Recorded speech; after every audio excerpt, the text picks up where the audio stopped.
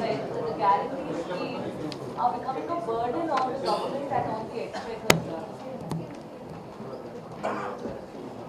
ಏನು ಇವ್ರಿಗೆ ಕೇಳ್ತಾ ಇದ್ದೀನಮ್ಮ, ಅಧ್ಯಕ್ಷರು ನಿನಗೆ ಕೇಳಿರೋದು ಹೇಳಪ್ಪ. Mr. Basavaraj Rayreddy stated that the guarantee schemes are becoming a burden on the government and on the exchequer. Additional ಆಗಿ ಭಾರ ಆಗಿದೆ ಅಂತ ಹೇಳಿದ್ದಾರೆ. What is wrong in that? It doesn't mean that we don't have money. See it is going to be in additional burden on the exchequer ಅಂತ ಹೇಳಿದ್ದಾರೆ. What is wrong in that?